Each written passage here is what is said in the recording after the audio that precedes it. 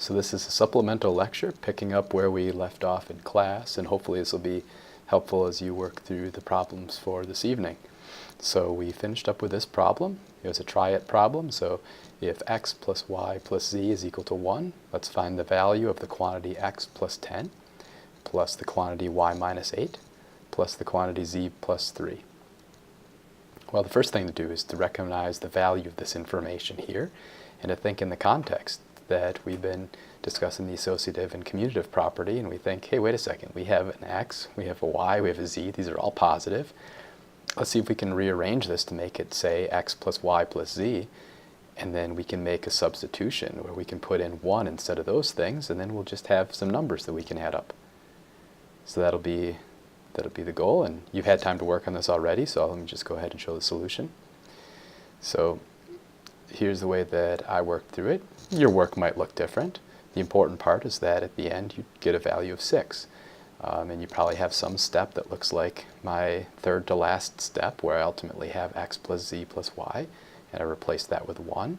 And over here, this 10 minus 8, or plus negative 8 plus 3, that's 5. Okay, so how did this work? Well, let's see. So x plus 10 plus y minus 8 plus z plus 3. Well, the first term, the x plus 10, I don't do anything to. The z plus 3, I didn't do anything to either. You could have dropped the parentheses if you want to. The first thing I focused on doing is rewriting this minus as adding a negative. You might have written this down as y, just y plus minus 8, and that's just fine. But here I wrote this with parentheses just so that we're precise. And then, though I didn't spell it out, the very next step was just exploiting the commutative property to be able to move around the order of the addition, and then the associative property at the same time to then regroup the terms in terms of variables and numbers, and then just add. Okay. So the next thing we'll talk about is combining like terms. So suppose we have an expression 2x to the 4th plus 5x to the 4th. If we take a look at this, we recognize, hey, look, this has an x plus 4, or x to the 4th in common. Both terms include this x to the 4th power term.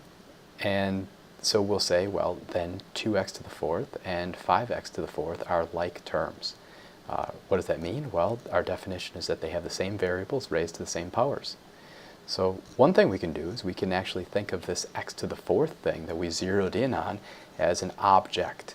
We're essentially then adding 2 of that object to 5 of that object. 2 of this x to the 4th object plus 5 of this x to the 4th object. And that gives us 7 of this x to the 4th object, or just 7x to the 4th. So that's just combining like terms. Okay, so here's an example. Think through how we can reorder terms in order to make them more easy to combine. And so try to work through these on your own. We have 3x squared plus 5x plus 9x plus x squared. And then we have negative z to the 3rd plus 5z to the 3rd minus 3z. So these are two separate problems. Take a moment to rearrange these and then combine like terms. Pause the video to do that. All right, so now you've done that. You've started the video again, and we have, what, 3x squared, and then we have an x squared term here. So let's move those together. So I did. And then we have 5x and we have 9x. So let's move those together. And then it's really easy just to add like terms, right? So we're just going to add the coefficient. We're going to add this 3 to this 1, right? We know that this is just 1 times x to the 2nd, and that's just x to the 2nd. Over here, the coefficient is 5, and the coefficient is 9. So we have 4x squared plus 14x. Cool. All right, so here about the other one. Well, we didn't have to do a whole lot of reordering, right? Because this already had the z cubed terms right next to each other there. But we do have to combine like terms, meaning we have to do this addition. This minus 1 plus 5, so we get 4. And then everything else just remains the same. Okay. All right, so the next thing we're going to talk about is the distributive law, or the distributive property. This essentially gives us different ways to combine numbers, different ways to calculate the same number. So for instance, suppose you are at a restaurant and your bill is $A and your friend's bill is B, and you want to leave a 20% tip. How can you do this? Well, there's two different ways. One thing you could do is you could take 20% of the total. So add up your bill plus your friend's bill, take that sum and multiply it by 0.2. That'll give you 20% of the total bill, and that'll give you the appropriate amount to tip. So the other thing you could do is we could say, well, your tip is going to be 20% of your bill, and their tip is going to be 20% of their bill. And so the results, and so we can just add these up. The result is going to be the same either way. The amount of the tip is going to be 0.2a plus 0.2b, and you can see that if we distribute this 0.2, this 20%, to the a and to the b, to these two elements of the sum, we'll get this term that I've written down here at the third bullet point. Or if we just add up each of these two parts, that's what we've written precisely. Okay, so there's two different ways to calculate the same number, and that's what the distributive law has given us. The more general version is, suppose we have numbers a, b, and c, then we have the following. A times the quantity b plus c is the same as a times b plus a times c. You've probably seen this before. Maybe you draw like a little arrow here, and you can show, hey, I'm going to multiply this a by b, and then I'm going to multiply this a by c, and I'm going to write out a times b plus a times c. When we do this, we say multiplication by this number a has been distributed over the sum b plus c. All right, so try this for yourself. Write out two expressions for the perimeter of a rectangle and interpret each one of these in words. So basically, think of the two different ways you can write the expression for the perimeter of a rectangle and then explain what the math you've written actually says. All right, so pause the video and give that a try. Now that you've started the video again, here's our two different approaches. First, let's write out some information that's going to help us do this problem. We can designate the values of some variables or designate the labels of some variables. So we'll say capital L is the length, W is the width. So the perimeter we know is just the sum of the lengths and the widths. So we have two lengths L and two widths W. So there's only one way to, there's two ways to do this, but there's only one result. So the perimeter is 2 times L plus 2 times W. So if we do it this way, we're saying, hey, we got double the length, double the width, and then we add them together. And that's literally what this says. Double the length plus double the width, and then the sum of them is the perimeter. Or perimeter is 2 times length plus width. So the perimeter is 2 times the sum of the length and the width. Add the length to the width, then double the result.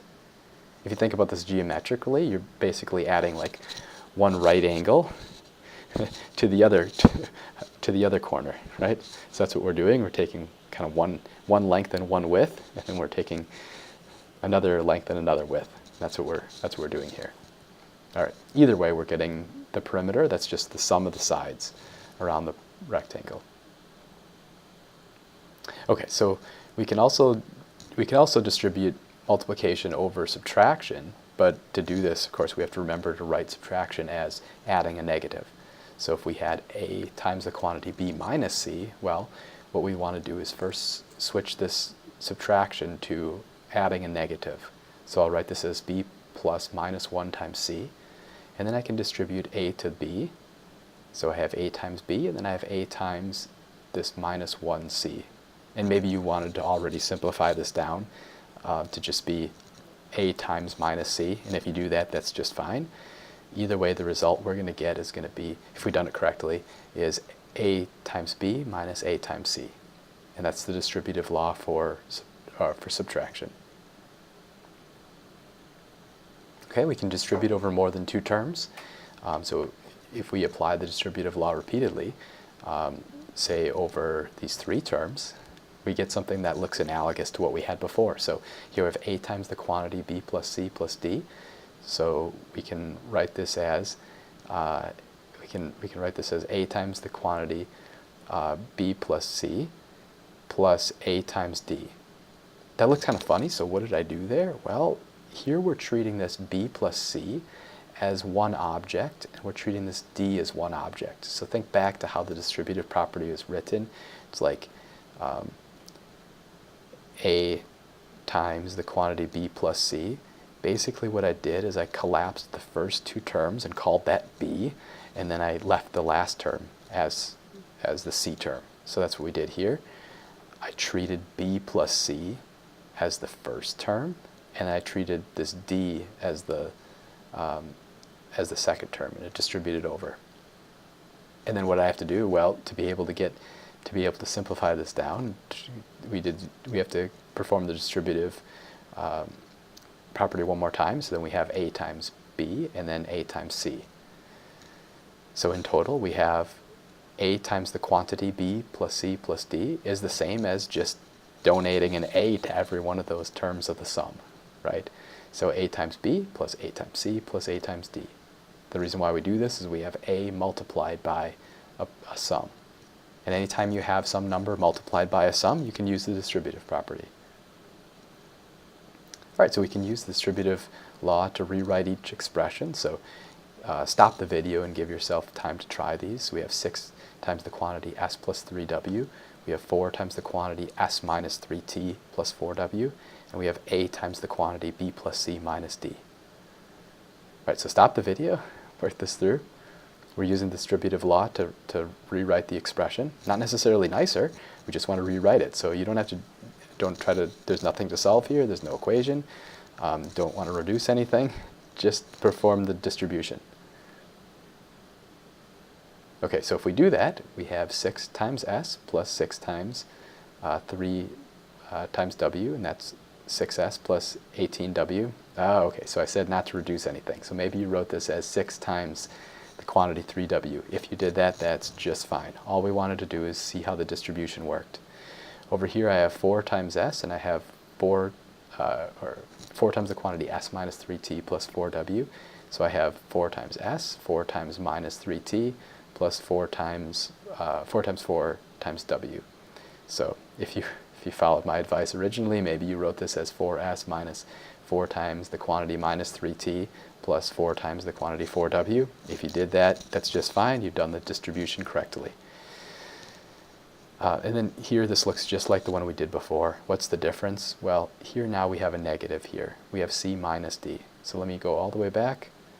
Let's try to appreciate the difference. Here we have A times the quantity B plus C plus D.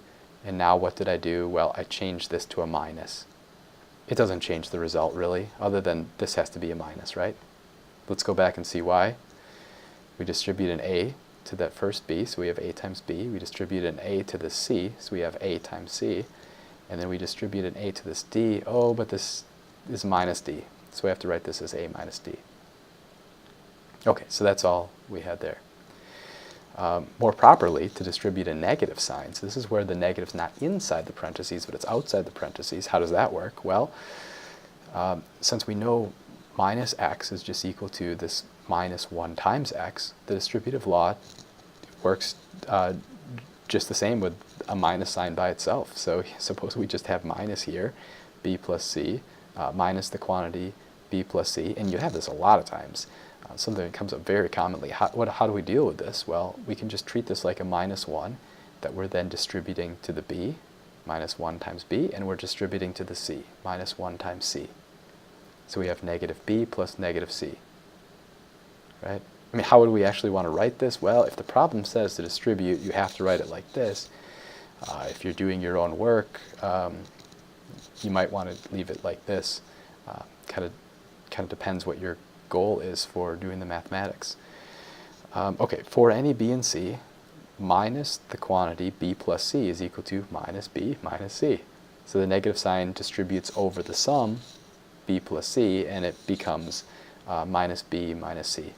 What's happened? Basically, this minus sign has changed the sign of the terms within the sum, right? So this had been assigned positive b, and this is assigned positive c, but when we do the distributive property, we get assigned negative b and assigned negative c, right? That makes a little bit more sense if we rewrite this subtraction as an addition.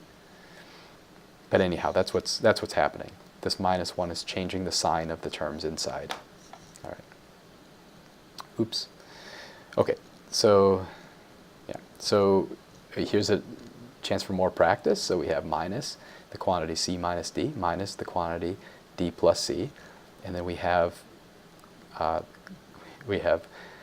quantity n minus the quantity n minus k, all that raised to the third power, or cubed. All right, so take a moment, do this a little bit carefully, stop the video and use the distributive law to simplify this down. All right, so if you did that, if you stop the video, start it again, here's how we perform this distribution. Well, this minus sign goes to the c, and then I'm going to rewrite this minus as adding a negative, and then I'm changing the addition to a subtraction immediately. So this step right here, I probably should have written another step. This looks a little bit complicated. What did I do over here? Well, I have a minus that's going to make this c negative. This is actually, we can think of this as like a plus minus d. And so then what did I do? Well, I changed that plus to a minus because I moved this minus sign inside. But this still becomes, retains the fact that it's minus. So I have minus c minus a minus d. Or I have minus c plus d. So what if we go back to what I said before when we were over here, and I said this negative sign is going to change the sign of the terms inside the parentheses? That's what happened here, right? So this minus sign, this had been assigned positive c, now it's assigned negative c when I distribute the negative inside the parentheses. This had been assigned negative z, or negative d, and now it's assigned positive d. And what about on this other portion? Well, here we have a minus the quantity d plus c. So let me just change the signs here and here. That's what the distribution is doing. We have minus 1 times d, that's minus d. And we have minus 1 times c, positive c, that's minus c. Well, this is nice because I have a positive d and I have a minus d, and I have two minus c's. So the d's cancel, that's just 0.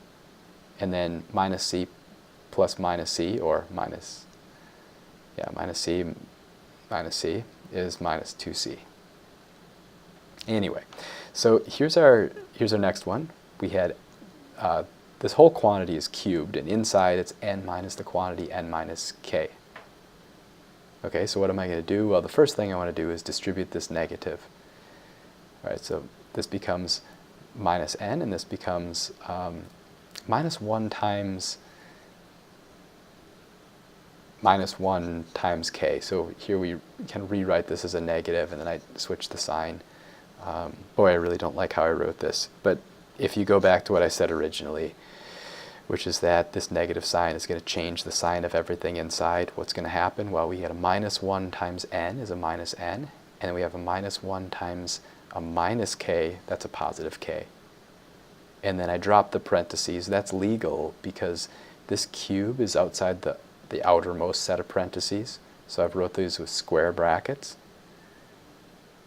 And actually, we have n minus n. That drops out, and we just have k, so k to the third.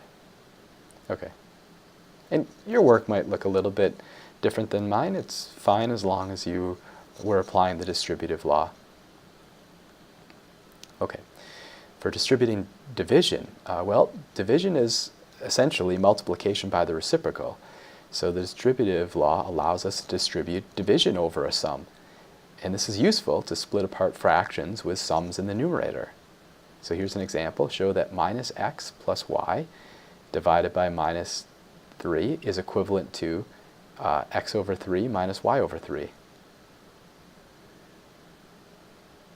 How's this going to work? So stop the video, think about it. Think about how we do this. Remember, we're using the distributive property. So how can we use the distributive property? How can we distribute division, or multiplying by a reciprocal, to go from this to this? Well, remember, dividing by minus 3 is the same as multiplying by minus 1/3. So I'm just going to rewrite this right here as minus 1/3 times the quantity minus x plus y. And now you can see real easy how we're going to apply the distributive property. I'm going to take this whole fraction and I'm going to multiply this by each term.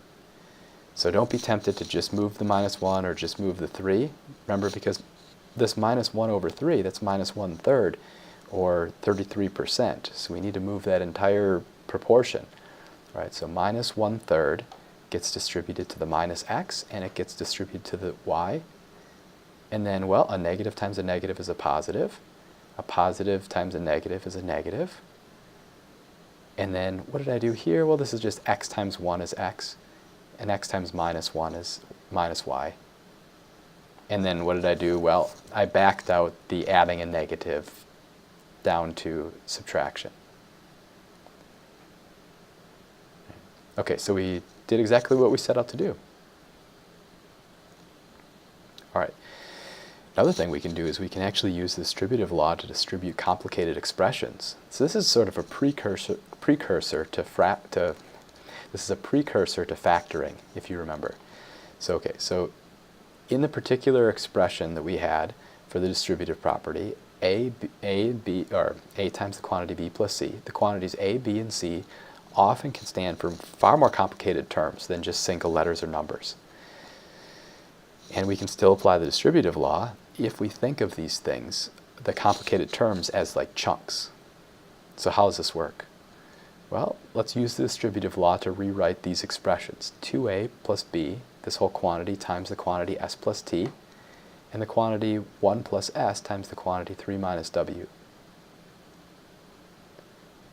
Okay, well, we're going to use the distributive law here, so we need to think of this as like our first, this is like our term that we're distributing to each thing inside, or vice versa. Or you could think of this as like the term outside the parentheses and distribute it to each thing in here. Okay, so pause a moment, try this for yourself, stop the video, and then we'll come back to it.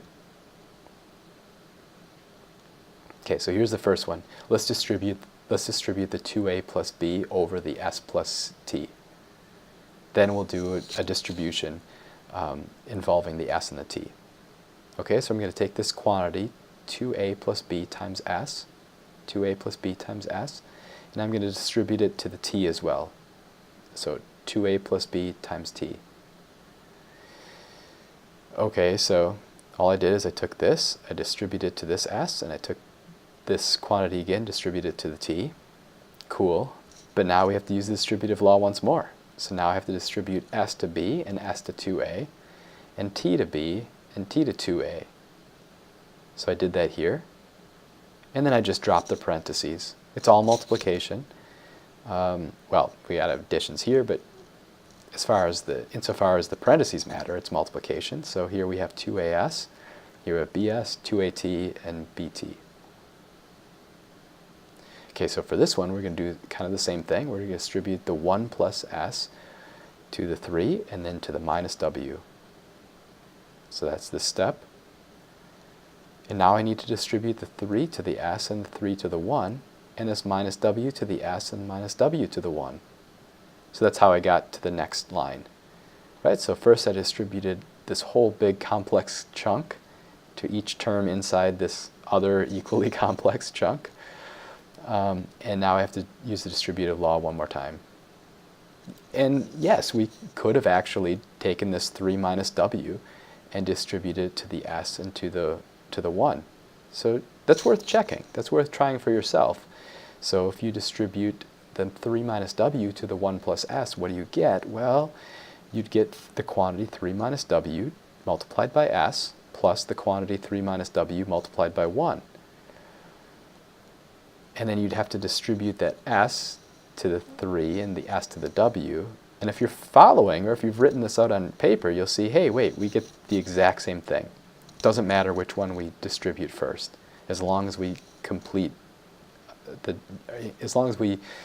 keep applying the distributive property until we get to the end. Okay, so we can also expand using the distributive law. So for instance, this is our general form of what we had done previously. So where we have a plus b multiplied by the quantity c plus d, we can write this as a plus b or the quantity a plus b times c plus the quantity a plus b times d. Essentially, we distribute this sum a plus b over the sum c plus d. And that gives us a plus c plus b plus c plus a plus d, or a times d, plus b times d. Okay, well that should look familiar because that's exactly what we did here. Okay. Warning, warning, warning. You cannot distribute every operation. It allows us to distribute multiplication over a sum, but it doesn't pertain to all types of expressions that involve parentheses. So, for instance, the quantity x plus y squared is not the same as x squared plus y squared. So how do we know? Well, we'll do this in great detail later on, but for now, just try this with some different numbers. Suppose x and y are both 1. What do we get? Well, x plus y, 1 plus 1 is 2, squared is 4.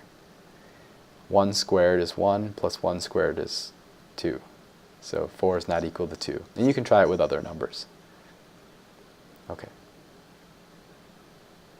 So now for this exercise, let's think, are the expressions equivalent? Are these equivalent expressions? 10 times the quantity x plus y, and 10 times x plus 10 times y. 2 times the quantity xy plus 2x times 2y. The square root of s plus t and square root of s plus square root of t. So basically what I'm asking is, has somebody used a legitimate application of the distributive law to go from this to this, and so on and so forth. So think about that. Try this for yourself. Basically, I'd start with the first term, the thing on the left, and apply the distributive law and see what you get. Well, if you do that, the first one works, right? So we distribute the 10 to the x and to the y. We'll get 10x plus 10y. Great. The next one, well, we actually can't use the distributive law there. Why? Because this is just multiplication. There's no addition. So actually all we're doing is we're using either the associative property or commutative property.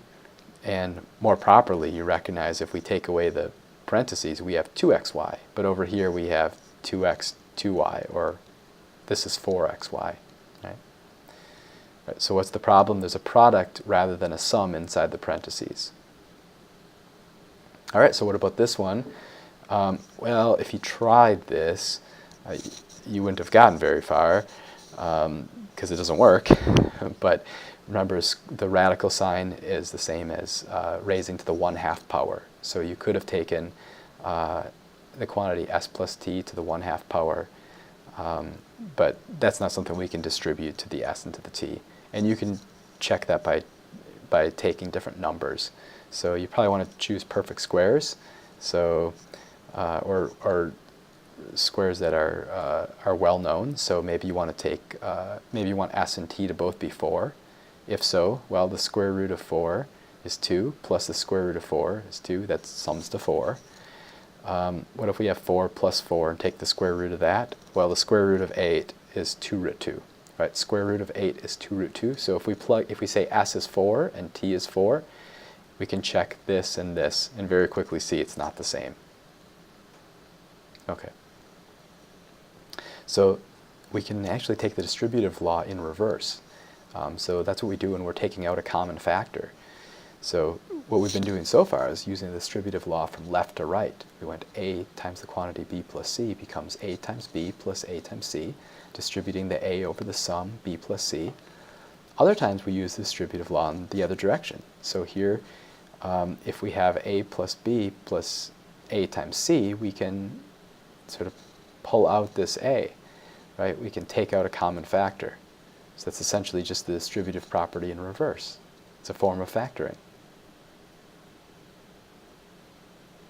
So let's rewrite each of these expressions by taking out a common factor. So the first thing you're going to do is look for a common factor, identify it, and then remove it, and essentially you're pulling it outside parentheses around the original sum, or whatever is remaining from the original sum. So try this, 2x plus xy minus wx minus 2w and 12 km to 12 times km cubed minus m cubed. Okay, so if we rewrite each one, in this first one, the common factor is x. We have a 2x and we have an xy, so we can factor out an x. And if we do that, we'll put parentheses around the remnants from the original sum. So we have x times the quantity 2 plus y. Over here, the common factor is minus w. So we have minus w times the quantity x plus 2.